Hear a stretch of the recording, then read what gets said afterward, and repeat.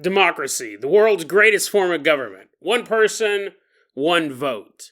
But what happens when it's no person, one vote?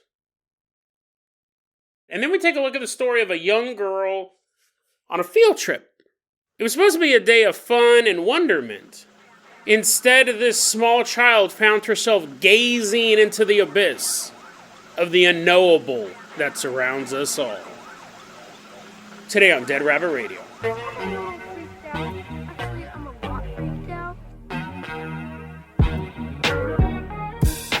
Hey everyone, welcome back to another episode of Dead Rabbit Radio. I'm your host, Jason Carpenter. I'm having a great day. I hope you guys are having a great day too. I'm feeling so much better. Sorry that we didn't get a full week episode, but I was pretty sick and needed to take some time off. But someone who never takes time off, someone who's working 24/7, 365, slithering into Dead Rabbit Command right now is one of our live stream contributors. Everyone give it up for the Fury of the Cobras. Woohoo, yeah! Don't step on him, he's slithering on in. Don't step on him. The Fury of the Cobras sliding into Dead Rabbit Command. The Fury of the Cobras, you're going to be our captain, our pilot this episode. If you guys can't support the Patreon, if you guys can't support the show financially, I totally understand. I really do. Just help spread the word about Dead Rabbit Radio. That helps out so much. Tell your friends, tell your family, tell everyone you know. Dead Rabbit Radio is your favorite paranormal show. Fury of the Cobras keeps slithering around there for a bit as I do this bit of an intro. I love doing this podcast. I really, really do. It's been 5 years. I love doing it, and I love the fact that you guys love this show. And I always want to make sure I'm putting out the best episodes. I want to make sure that we're always putting out the best content for you guys.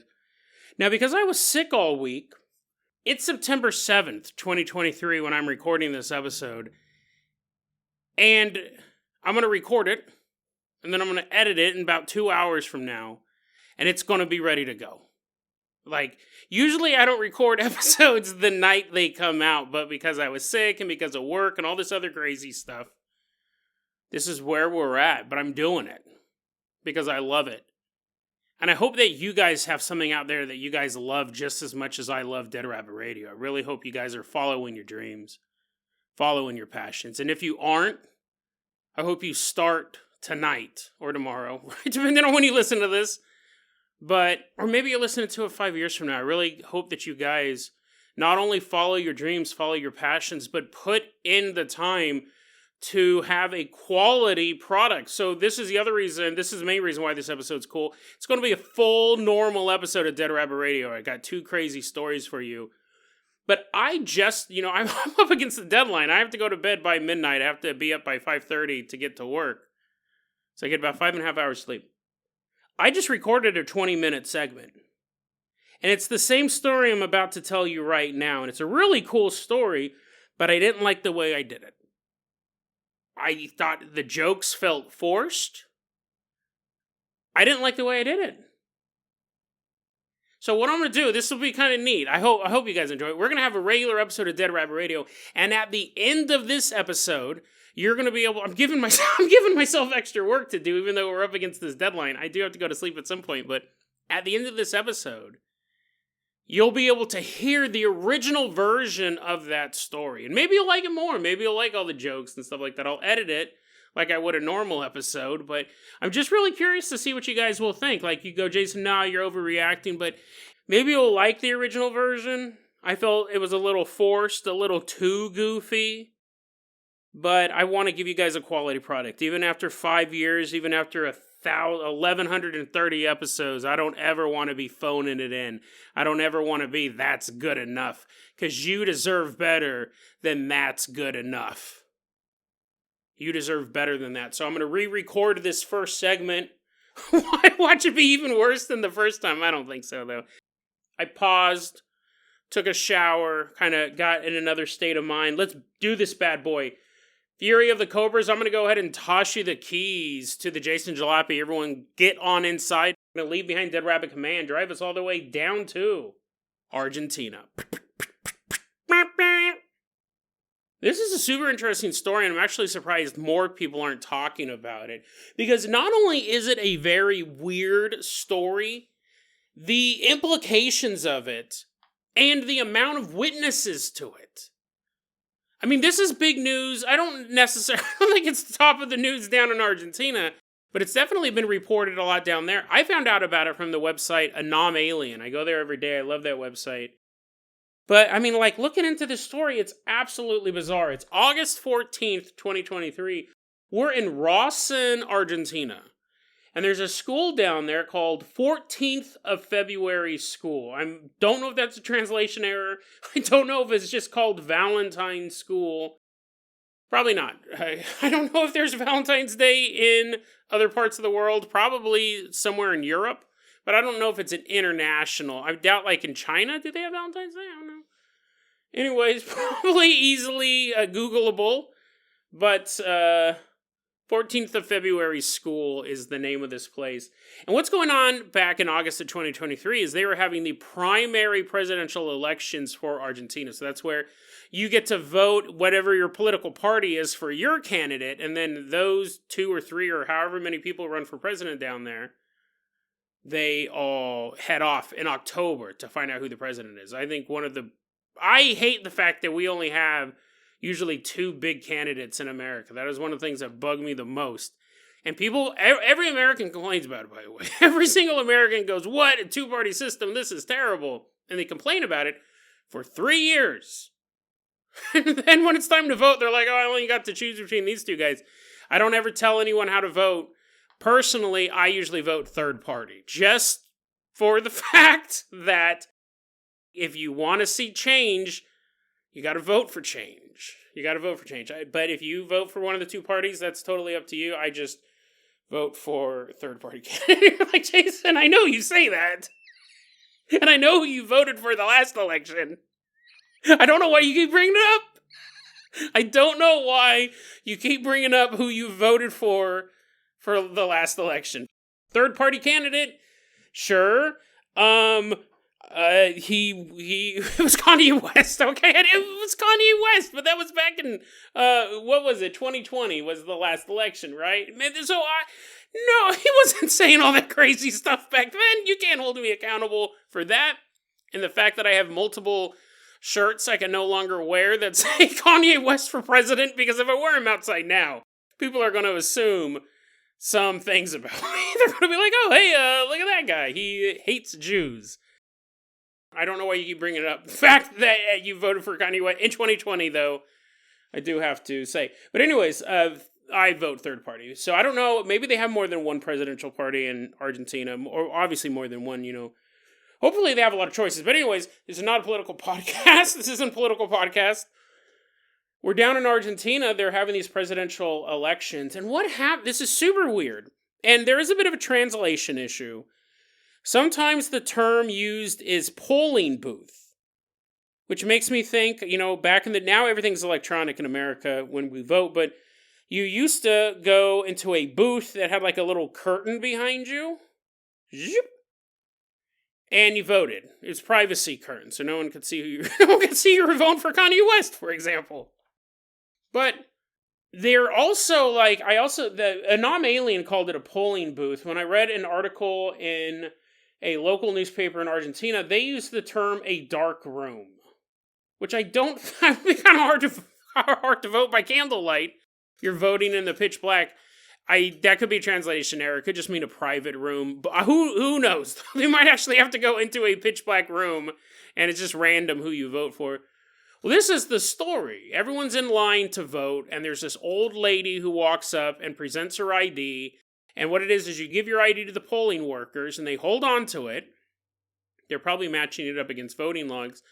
You go into the dark room, you go into the spooky room, and vote, and then you come out and you get your ID. And there's obviously lines. A lot of people are voting this day. And in Argentina, they actually have military officers, military men. I don't know their rank, but they're standing there to oversee the elections. Making sure nothing unsavory is going. Making sure you're voting for all the pro-military stuff, but making sure that I'm sure they've had trouble down there before. So, anyways, you have a lot of witnesses. what's going on. It's an interesting story in the middle of the day, right? This isn't a spooky cemetery. This isn't in farmland out in the middle of nowhere. So old lady walks up. Here you go, sonny boy. Puts down her ID. Walks into the dark room. And you're standing in line to vote. And there's probably multiple lines. Just like when you go to the grocery store, someone, like whatever line you pick is the slowest. That's us standing in line to vote. We're totally not registered voters in Argentina. We're just hanging out there. We got a cobra hanging out with us too. All the other lines are going faster except for the line waiting to go into the same room that the old lady just went into to vote. And a couple minutes pass. So that's normal. It's not like an instantaneous thing to vote. But then a couple more minutes pass. And then even more minutes pass. And people start complaining, hey, let's get this line going. I got a job to go to. I got to go do stuff. People start complaining to the poll workers, hey, what's taking this old lady so long? It's just democracy. It's just democracy. It's just the most sacred right of every free citizen. What's taking so long? So the polling workers apparently go to the dark room, because I don't think you can just burst in unannounced. They probably knock. Hey, are you still in there? Are you voting? No answer. Hey, you've been in there for a while. Democracy doesn't take that long. Can you come out? No answer. So at this point, the polling workers go to the military men standing there and they go, hey, we don't know what's going on. This old lady walked into the room to vote and it's been a while and she hasn't come out. And obviously at this point you're thinking, old person, dark room, or old person, well-lit room, old person, maybe she's had some sort of health problem. Maybe she's laying on the ground dead. Or, maybe not dead, just sleeping. She took a nap in the middle of voting. So the military officers go and they open up the door and the room's empty. The old lady is nowhere to be seen. And again, at first you would think she must have snuck out. She must have gotten out somehow. No one saw her. But it doesn't really make sense because there was a huge line of people waiting to get in. Well, let's find out who this old lady was. So the military men go to the polling table where the workers are and go, well, let's see her ID. Let's see who that was, and maybe that'll give us an idea what's going on. And the polling workers could not find her ID card. It was as if they never had it in the first place. It was as if she never existed. Well, maybe that might be a bit of a stretch, because obviously she existed at some point. She had an ID, but here's the thing. This was reported in the press. Old lady disappears in a polling place, and nobody can figure it out. And there's a couple of possibilities. There's one, they're all kind of implausible in the normal world, but in the world of the paranormal. The first off is that she was a local witch. She was a local witch who came to vote and then used her witch powers to disappear from the polling booth and make her ID disappear. But I personally would argue if you're that powerful of a witch, you could just rig the election. I'm pretty sure you could just control people's minds. They're like, I don't want to vote for this guy, but now I do. Dude. One vote for Kanye West, president of Argentina. You're like, Jason, quit bringing it up. You're just reminding us all the time. If you were that, think about it, because what we're talking about, obviously, I've talked about witches before on this podcast. Never in a good light. I'll put those episodes in the show notes. I've had personal encounters with witches, but that's a lot of... most witches are just burning sage and burying a half of a pear at midnight on a full moon. And, then a month later you have a rotten pear in your ground. It's magic. Stuff like that.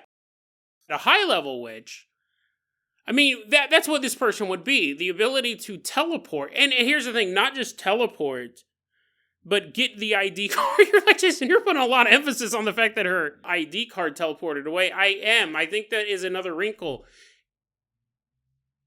Because if she just walked in and out, you could chalk it up to all sorts of things. You can say, people misremembered and stuff like that. But I mean, it's an interesting story, and you figure the power level there would be pretty. We're talking about teleportation. We're talking about things that science is trying to figure out as of now. They can make little electrons teleport around. They haven't even come close to teleporting a government ID across the room.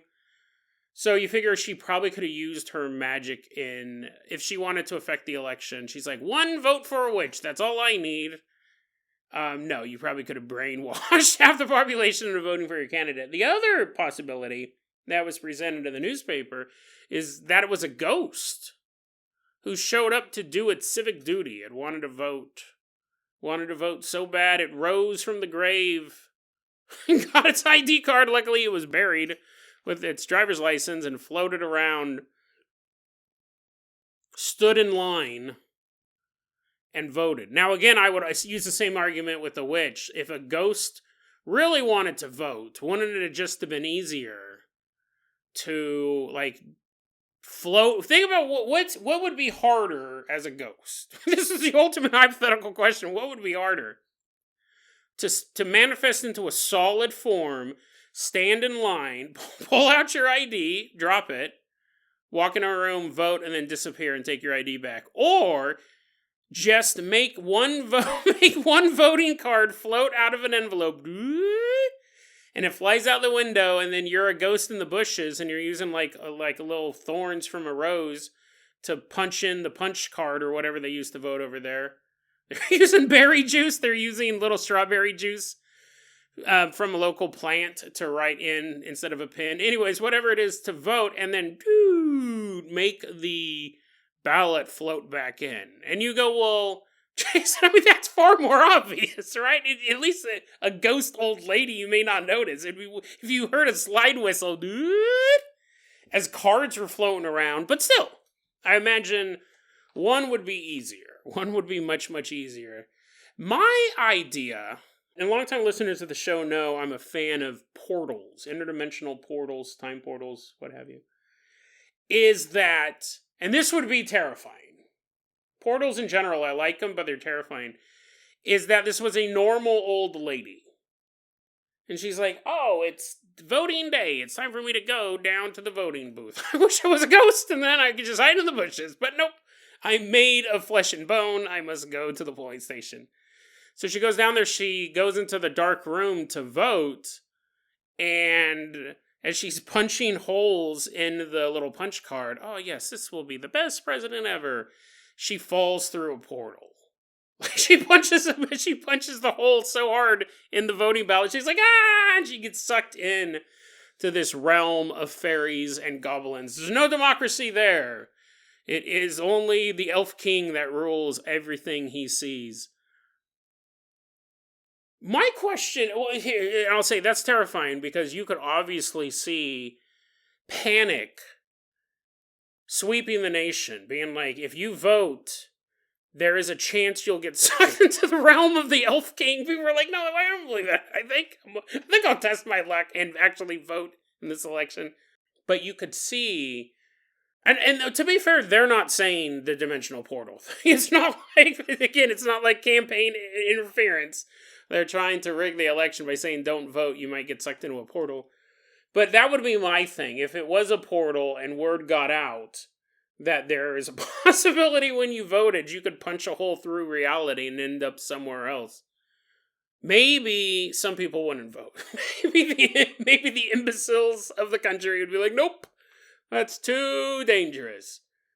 But that would be terrifying if that got out. I had a third thought about that, or a fourth thought. I don't remember what I was going to say, but I think it's an interesting story because just the amount of witnesses you have to it. And the people that are there swear that it happened. It's super interesting as a paranormal story because not only do we have a multitude of witnesses, we have an exact date, an exact location. These are things that I miss in a lot of our stories. There's so many of our stories I go, I don't know exactly when this took place. Sometimes I don't even have a year. A lot of times it's a very, very general area, maybe just a country. This is the school that it took place at. This is 14th of February, school in Argentina, in Rawson, Argentina. So, I mean, as far as paranormal stories go, And this is another, we have a ton of information, and this is another interesting story because what we're looking at is what would be the purpose of making this up? Like, again, if they did say there might be a portal, so be careful when you vote, then you could say, oh, this is obviously like misinformation. This is obviously trying to get people not to vote. It's not. They didn't say that. I said all the portal stuff. They said it might have been a witch or a ghost. What would be the point of making this story up? Multiple witnesses, military official, polling officials, exact date, exact location. My question is, this was my final thought. This was what I was trying to remember earlier. My question is, and this is a big question, is she's missing, her ID is missing, was her voting ballot there? Because that is a big difference. If they walked in and she was gone, but there was a punched ballot, then obviously somebody was in there. Obviously somebody was in there, and they could actually see who she voted for. Like, I don't know if that makes it, they're like, oh, witches endorsed this candidate. That says something about him. That, it would be interesting. If she's not there, the ID card's not there, and the ballot's not there, it makes the whole thing odd. If the ballot, because, so what was that, right? Well, you could even argue it up to mass hallucination, right? There's no physical evidence.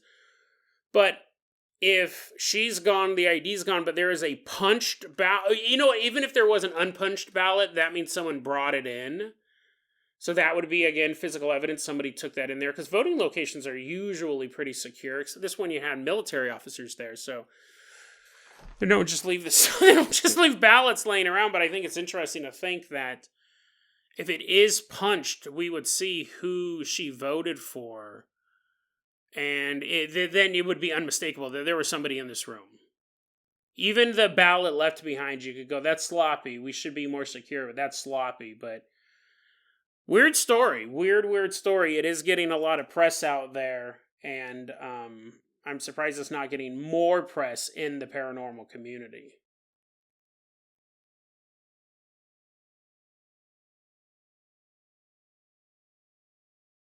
The Fury of the Cobras. Let's go ahead and toss you the keys to the Carpenter copter. We are leaving behind Argentina. Fly us all the way out to sunny Arizona. Dun dun dun dun dun dun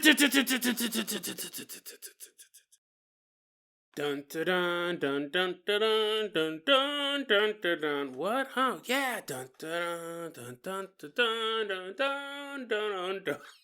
You're like, Jason, what in the world?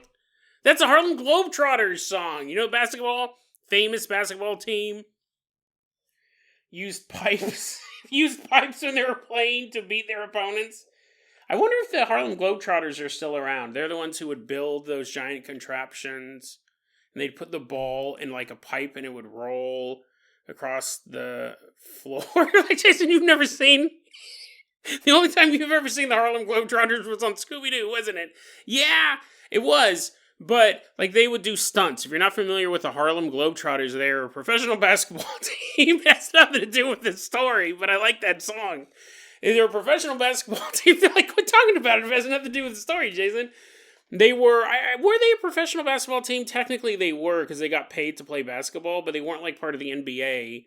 But it was this basketball team that would do crazy stunts to win the game, and they'd play against other teams, and they would, like, dun dun dun dun dun dun dun, throw the ball in the hoop. Everyone's like, oh, fantastic. But we're not here to see the Harlem Globetrotters. I don't even know if they're still around. We're here in Arizona. Specifically, we're in Phoenix, Arizona, at the basketball arena in town. The year, it's between 2012 and 2013, and we're standing outside this arena. The Phoenix Suns, local basketball team, just got done playing a game, and they're like, yeah, the fans are like, woohoo, we won, yay! They're all cheering and stuff like that, and everyone had a great time. The Phoenix Suns beat whoever they were playing. The Harlem Globetrotters, that was the first time they ever were defeated. They had a breakup after that. They never lost the game before then. Pipes didn't come handy. Everyone's walking out of this basketball game, but we're here for one particular group of people, and really one specific girl. We're about to meet this 8th grader. Her name is Sabrina. That's not her real name. We're going to call her Sabrina. And her school has a program that I'm assuming it's like a local school program. I don't think these kids are from Massachusetts or anything, but there's a school. This school program is the top academic students. So, like, the biggest nerds on campus. This sounds more like a punishment, honestly, but I guess a day out of school. Well, for a nerd, you don't want to leave school. That's like your Phoenix Suns arena. Well, anyways, I think they got their wires crossed. The top academic students at this school got to go to a Phoenix Suns game. They're like, oh man, can't we just learn more math? And they're like, basketball's a lot like math, if you think about it. Trajectories and velocity and... Just get in the bus, kids. Just get in the bus, you nerds. We're trying to give you a little bit of culture. We're trying to get you out there in the world. And Sabrina was one of these kids. Sabrina got to go to this Phoenix basketball game, this Phoenix Suns basketball game, and they had just gotten out. The game had just ended. It's time to get back on the bus and head back home. Now, Sabrina, her mom is one of the chaperones. So Sabrina lucks out. With her mom sitting next to her, Sabrina gets to have the window seat. And she's just kind of sitting there. Everyone's just kind of bored in the bus. It's a process, right? No one really loves riding on a bus. Sabrina's sitting there, and she's kind of like looking out the window. Looking out the window into the city. And Sabrina goes, you know what? To be honest, I don't remember if we were leaving the arena or showing up at the arena. You're like, Jason, did you not read your notes far enough? Okay, hold on. That long buildup of really nothing. No pertinent details. Sabrina goes, I didn't read my notes far enough. Sabrina goes, I don't remember if we were headed to the arena or coming back from the game. But somehow I had a vision of them beating the Harlem Globetrotters. I saw into the future. But she goes, I don't remember if we were showing up to the arena or leaving, but I remember I was staring out the bus window, and we come into a stoplight. And I'm looking out the window, and I see this man standing in an alleyway. He's right at the entrance of the alleyway. He's standing right where the sidewalk will take him one direction or another, but he's a little bit in the darkness between these two buildings. And she's looking at him. She's looking right at him, and she says, this man looks to the right and then looks to the left. Almost like he's just checking the street before he steps out of the alleyway. He looks to the right. He looks to the left. Then he looks over his shoulder. He looks behind him. And then looks over his other shoulder. And then once again, he kind of turns his head from the right, checking the street, to the left, looking down that street. And that's when this man seems to pull out of his clothing, or maybe he always had it in his hand and she just didn't notice it, but the man is now holding a plain, bright, white mask. A plain, bright, white mask. He's holding it in his hand and he puts it to his face. And she said it was like suctioned to his face. She goes, it fixed itself to his face. This mask just kind of... There was no strap, nothing. He just held it and placed it against his face, and it was instantly stuck to his face. And then she's looking right at this dude, and she said, when she has to describe what happened, she goes, it was both instant and it took a moment. But somewhere in between instantaneous and a second, he vanished.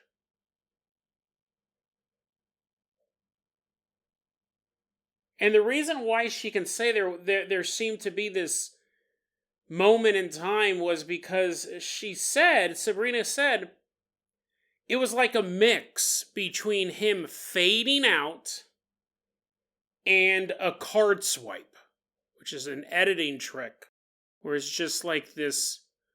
He's a card swipe in film. It's kind of hard to describe, but basically, and I'm probably not going to even describe it adequately, but imagine if you started to see the.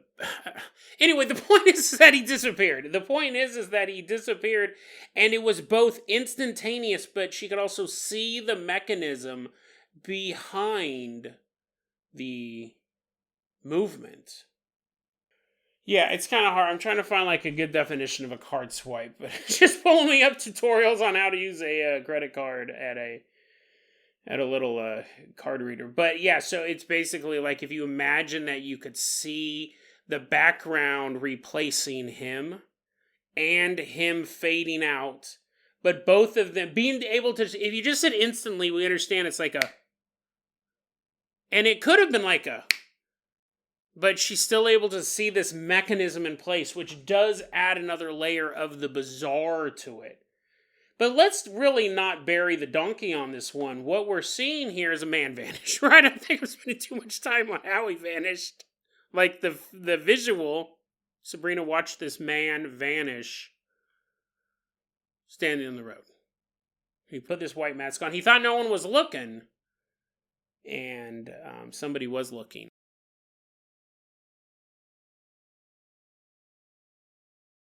The person who posted this online, and I gotta admit, the username kind of made me a little suspicious, but that's just who I am. It's Lizard Queen 8838. So I was thinking, okay, maybe, right, there's some sort of... this person's obviously a member of royalty in the Reptilian Empire. Maybe there's some sort of ARG thing going on here. And that was obviously... And that was a concern of mine. It's always a concern of mine when we find these stories. But what I do is I like to poke through their past posts. And if I do see him posting a lot of stuff that's like, I saw him again, the white mask man showed up and he gave me this code. And then I'm like, okay, this isn't even worth my time. And I didn't see anything else like that under her account. What I did find odd, this was really cool. What I did find very odd was, Sabrina posted this saying, I saw someone vanish right in front of me, and someone else responded. A lot of people responded. That wasn't the main thing. Someone else responded, though, with a relevant comment. We're going to go ahead and call this person Charlie. Charlie said around 12 years ago, which would have been around the same time period. 2012, 2013, we don't have a location for Charlie. But same time period. So you kind of could probably figure out where we're going with this. They said it was Halloween. And this was when he was about 11 years old. Charlie was walking home with his parents after a successful night of trick and or treating, walking home. And Charlie sees across the street, underneath the streetlight, there was a man standing there wearing a white mask. It's Halloween. A lot of people were wearing masks. But Charlie felt this mask looked cool. It was a cool looking mask. So it really caught his eye. And he looked over at this man and he's kind of staring at him. And the man turned and looked right at Charlie. And then the man just disappears. It wasn't that Charlie lost sight of him behind a tree. It's not like Charlie's attention was drawn to a barking dog across the street. Charlie's looking right at this man wearing a white mask and he just vanishes. And another interesting note, right? So now we have two different sightings around the same time period. A man wearing a white mask vanishing.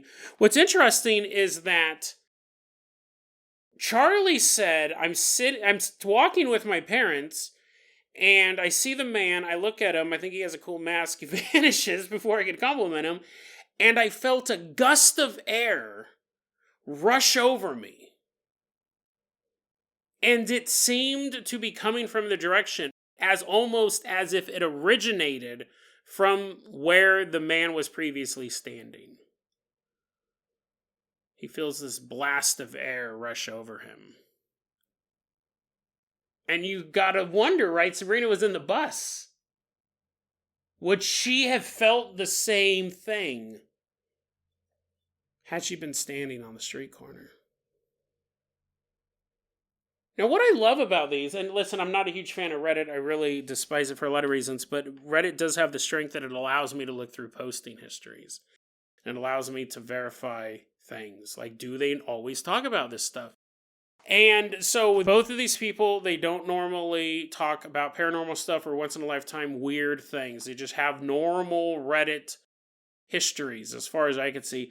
What's interesting is we have two people telling the same story with different details. And that's actually a benefit that actually works in this case, because if they both told the exact same story, then it would seem like one of them was fake.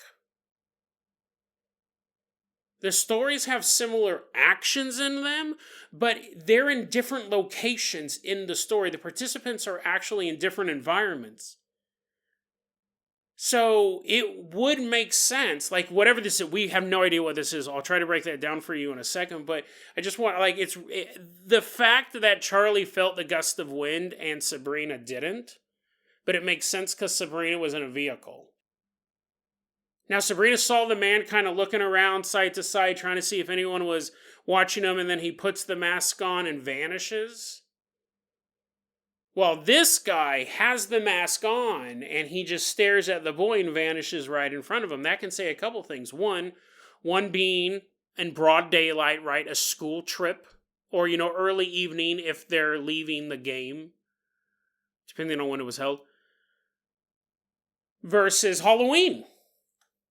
It's not unusual to see a person in a mask. If anything, it's unusual to see a person without a mask.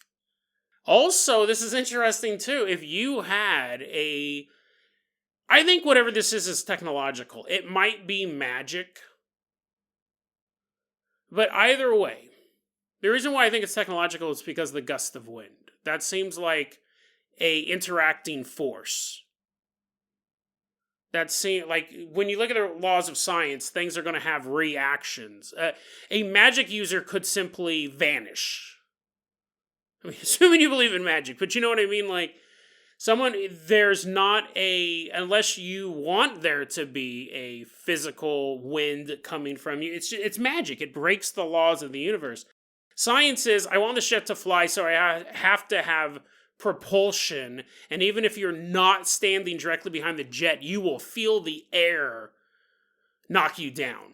The plane's flying towards you, you will feel the force, you will feel the air around the plane before it even hits you. It's it's probably going to splatter you in a wall, but I'm talking about if it's flying overhead, right? It's disrupting the environment around it. That's a scientific thing.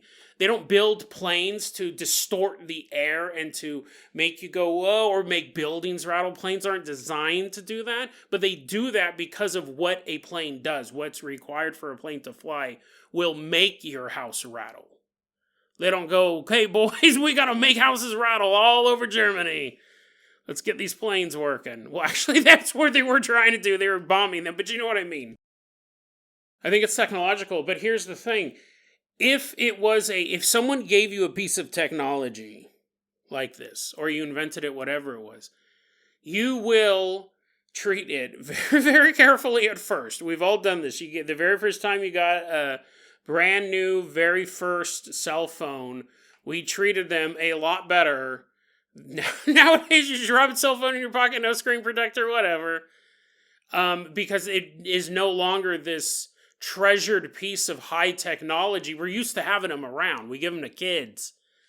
If someone gave you a mask capable, at the very least capable of teleportation or invisibility, we don't know. I would assume teleportation, again, just because of the force in the area. You would be very careful the first couple times you'd use it. But once you realize that you not how powerful it is, you become comfortable with using it, you will just wear it. You know what I mean? Like, it'll become more casual. I'm not saying that you're just going to be teleporting around McDonald's all day long. Like, where's my fries? And you teleport in the back, you're making your own fries. What I'm saying is he may have gotten it the very first time or within the first, couple weeks was at the Phoenix Suns game where he was very cautious about who was going to see him in this. But you use it enough times and you become brazen. He may delight in the fact that he's doing it in front of people. It's a creepy story, and what's funny is it's not creepy on a level of a paranormal monster, but it's this idea that there are abilities out there that are far beyond what we think of as real. That's something we deal with a lot on this show, but usually it's in the hands of a paranormal force. Ghosts, demons, aliens, cryptids. We don't often have stories of... listen, this guy could be a time traveler, shape-shifting alien. We can put all sorts of stuff on this, but there's no... even when they describe him, they don't describe the clothes he's wearing, which defaults to nondescript clothing. There's nothing about this person that seems off, that makes them inhuman. They're just a dude who has the ability to, at the very least, turn invisible at will. And at the very most, teleport. At will.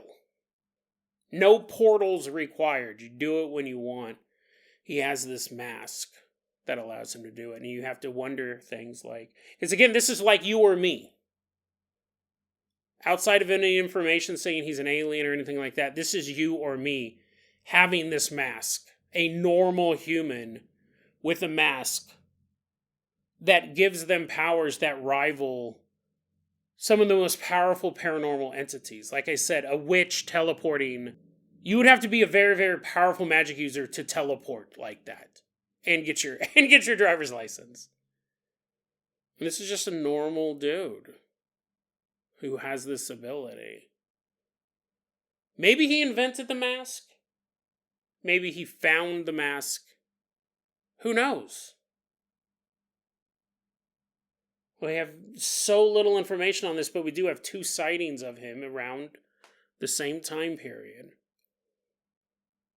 And what makes this story creepy is that when you give that type of power to a normal human, whether he built it, found it, whether it was given to him, whatever, you really have to worry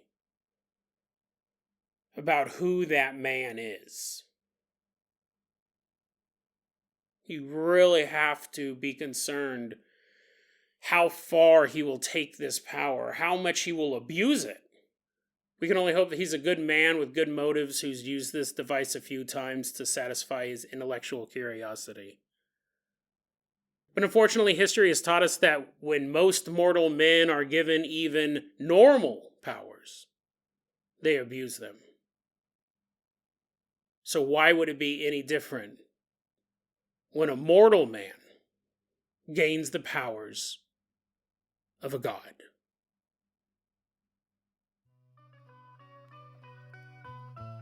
DeadRabbitRadio@gmail.com is going to be our email address. You can also hit us up at Facebook.com/DeadRabbitRadio. TikTok is @DeadRabbitRadio. Dead Rabbit Radio is the daily paranormal, conspiracy, and true crime podcast. You don't have to listen to it every day. I'm so glad you listened to it today. Have a great weekend, guys. And stay tuned. I'm going to play that original clip for you. You may like it. I don't know. I felt I could do better, and I hope you guys enjoy it. Hope you guys enjoy both versions, honestly. But have a great weekend, guys. I'll see you guys soon.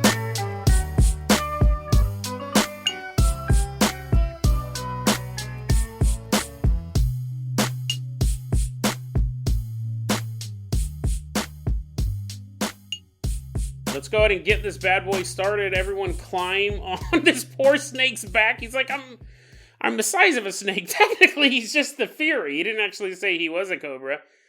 Fury of the Cobras, slither us all the way over to the Hare Hang Glider. We're going to jump onto this great aerial vessel and jump off the highest point of Dead Rabbit Command. Fury of the Cobras, glide us all the way out to good old Argentina.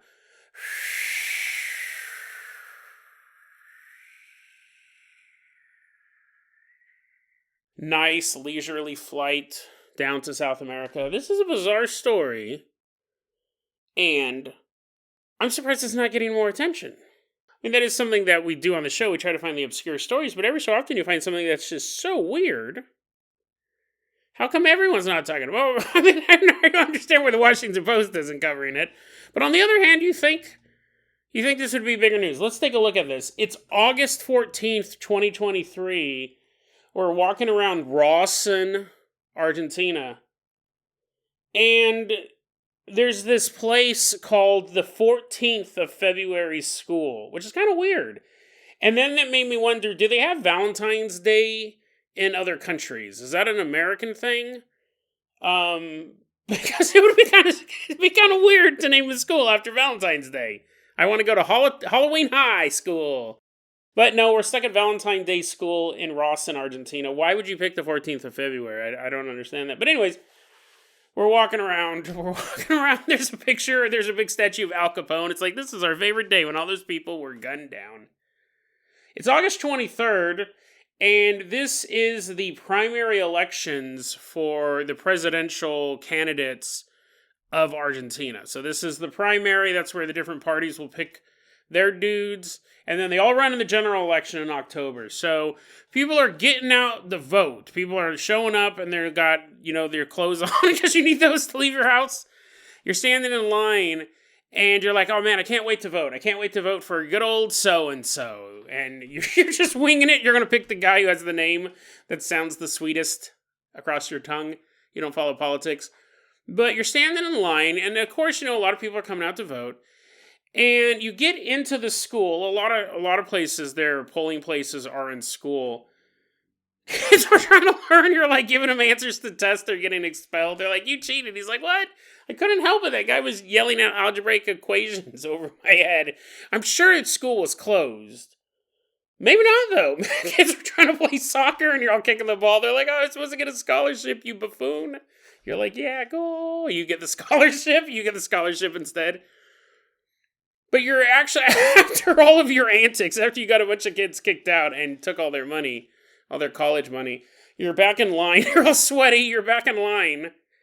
And there's this old lady in front of you. And the way that it works in Argentina is you have to present your photo ID to vote. So the old lady walks up and she goes, here you go, Sonny. And she puts down her driver's license and you leave it there so they can verify you. And then you go into this booth. And there were some translation errors. I shouldn't say translation errors, but there were some differences. I read a couple different accounts of it. Some of them said she went into a voting booth. Some of them said she entered a dark room. Which I think is the same thing. But it'd be hilarious if when you went to vote, it basically looked the same as like a 13-year-old sleepover. There's a Ouija board and candles lit in the corner. You're like trying to vote and spirits are whispering to you. But depending on where the story's at, the story's nuts. Maybe it was a dark, spooky room. But most likely it was a normal polling booth. But the old lady walks into the booth and she's like, it's time to vote. Oh, yes, my favorite time of the year. She goes in to vote, and we're standing behind her because we're ready to vote too. And if you've never voted before, it doesn't take long. You punch a couple things or you write some stuff down. That's it. I'd say maybe, because most of the time you have your mind made up. A lot of people, I don't think, at least not I usually know who I'm voting for when I go in. I mean, you could probably take you're reading the propositions, you're like, they made a good argument, but let's see who's against it. I guess there really isn't a time limit, official time limit, but, people are busy. There's a big line to vote, and this old lady walks into this room, and, like, a minute passes. That's a little quick, right? You don't expect anyone to be like, da-da-da-da-da in a minute. But then 5 minutes pass. She doesn't come out of the room. More time passes. She still doesn't come out of the voting booth. It's like a privacy area. And voters are starting to complain. I'm sure they had more than one booth open, but definitely if one was taken up by a single person, you'd be like, what? Come on, man, I got to vote. And they start complaining, and the poll workers have also realized, they're like, yeah, she went in there, but she hasn't come out. That's so bizarre. And here's the thing, in Argentina, you have military soldiers there as well. You have military men standing by watching the election, making sure everything's going okay, making sure no one's breaking the laws. So they get notified and they go, hey, this woman walked into this booth. She hasn't come out for a while. Can you go in there and see what's going on? So, because you can't just throw, I mean, she could just be taking her time. You just can't randomly throw the curtain open. She could complain if it was a polling worker or another person. But by that time, they were more concerned than anything. So the military men walk over there and they go into the voting booth, and she's gone. She's gone. Nobody saw her leave. Nobody knows where she went. And the military officers go and they talk to the poll workers, and they're like, she's not in there. Like, what could have happened? The poll workers are like, we don't know. We have no idea where she could have went. And they're like, do you know who she was? And they go, yeah, we have her ID, right? Huh? I don't think it was that exaggerated. Obviously, I'm heightening it a bit for the podcast. They're looking around, they're all, gadzooks. We don't know where her driver's license is, or her ID, whatever it was. It was like she was never there in the first place.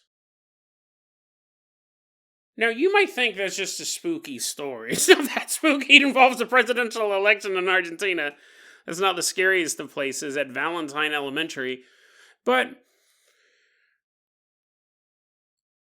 well, it's interesting because, first off, this did get some press down in Argentina. I found out about it on the website anomalien.com. And then I went back and looked at some local newspapers in the region. And so here's the thing. Let's take it at a base level. Woman walks into a room. Could have been a room. Could have been a booth. In America, the polling booths are, well, now they're all digital, but it's not that private. But it used to be like an actual booth. I think there was a curtain you would draw behind you so people could see your ankles. That's why you don't. Everyone who works at a polling station was an ankle fetishist. They're like, oh, that's all I want to see. Yeah, look at those guys. I'm not imagining it was a polling booth like that, because then you would obviously see old lady ankles there, and then you would turn around and they wouldn't be there anymore. You'd be like, huh? I think it might have been a dark room, and probably not even. Why would you vote in the dark? Why? That doesn't make any sense. But I think like a private room is where they're voting. But she did disappear. And the way this story is told, they're like, listen, you had multiple witnesses to this. You had the people standing in line. You had the poll workers and the military officers who were there on the scene. Now, they don't say that the military officers saw the woman, specifically saw her walk into the room, but they definitely checked and she wasn't there afterwards. But let's even assume it was a room. I guess the idea is, let's be skeptics here for a second. The old lady scrambled out of a window. You're like, Jason, no. A skeptic just says the whole story's made up. They don't try to go, oh yeah, this 80-year-old woman scrambled out of a window and hailed a taxi. And then snuck back in and got her ID. I think a skeptic would probably just say none of this happened at all. But you could assume somehow this old lady got out of the room. But really the idea that's being bandied about in Argentina is that she was either a witch or a ghost coming back to perform her civic duty. She's like, yes, the peace of the grave sure is nice, but I really need to vote in this election. I really need to vote for this water bill that's coming up in my area or something lame. So she's like floating around and she manifests to vote. Now, there's a couple interesting things to say about this. This is super.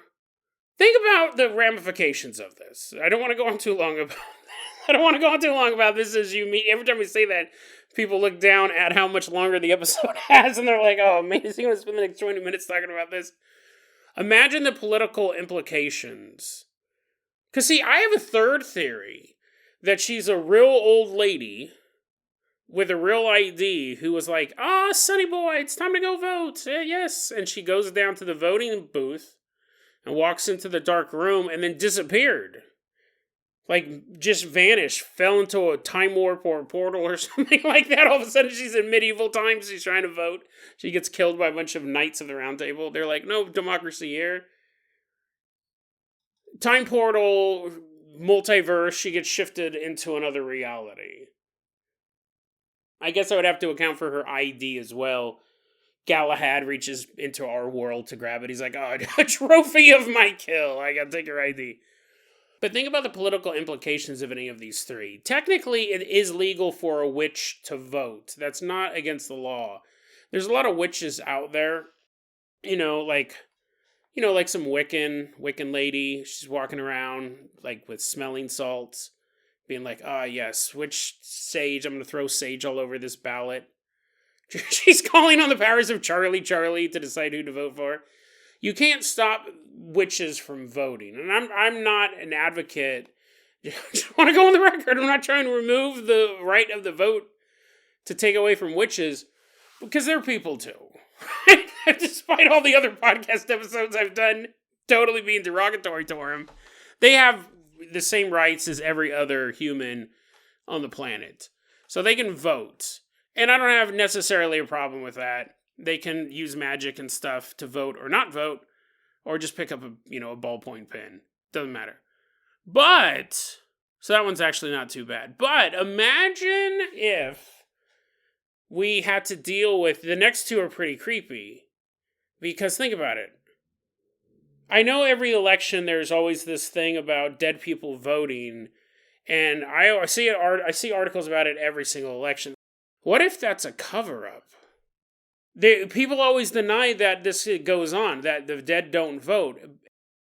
But what if some of them act like some guy eventually comes forward and says, oh yeah, no, we totally rigged those elections. We did use dead people's IDs to vote. You don't even have to use your ID to vote in America, but we used, like, their voter rolls. We used these dead people to vote.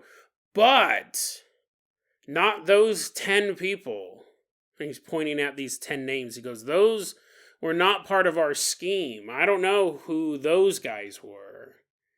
And some ghosts actually, like, came out of the ground. We're all floating around. Kind of obvious, right? They're like little Casper legs. They're floating in line. But maybe they could just walk in. Maybe they're manifest as a spirit, and they're like, one ballot, please. And they're all dressed as like an old Wild West cowboy. One of the guys is dressed as like a Viking. They're walking around, or probably more modern ghosts. They're walking around just wearing t-shirts and jeans. Probably be, less obvious. What if sometimes the dead votes? That would be creepy. Possible, right? If this story's true. Possible. But the other thing is, imagine, this would actually be really good, like, voter disinformation. Imagine if word got out, because this was a big story in Argentina. They're playing it up as a witch or a ghost, and they disappeared of their own volition. But what if the case is, if you vote in this election, there's a chance you'll vanish? Not because the military officials there throw you in the back of their van and drive away with you, but that you might actually fall into a portal. Now, I don't necessarily think that's what happens. Longtime listeners of the show know I'm a big fan of portals. I think people like disappearing into the void is it's pretty unique overall. I think it's terrifying. Who knows? Maybe they're going to some awesome world. Maybe they're getting teleported to a land with no oxygen. We don't know. But that would cause a panic. You're just Jason, no. There's not a single adult on the planet who would ever go, why aren't you voting this election? Portals. They're like, what? What happened in Argentina? I might fall in a portal. What if this is a thing that could happen? Probably not. Probably not. But imagine if it was. That's what this show's become. This show's just become me reading some news report and going like, just use your imagination, guys. Figure it out for yourself. I think it's spooky. I'm going to turn this down a little bit. I feel like I'm blowing it out. It just feels spooky. You know what I mean? It could be. Just imagine. But I'm surprised the story's not getting a little more play, because it is just so odd. And not only is it odd, we have people vanish all the time, but it's tied to a historic event. It's an election. They're gearing up for another one in October. This could be the start of some fake news. Don't vote for that candidate. That's the one witches like. Who knows? Just use your imagination. Just use your imagination, and we will find out in October. The Fury of the Cobras. I'm going to go ahead and toss you the keys to the Carpenter copter. We are leaving behind Argentina. Fly us all the way out to Arizona.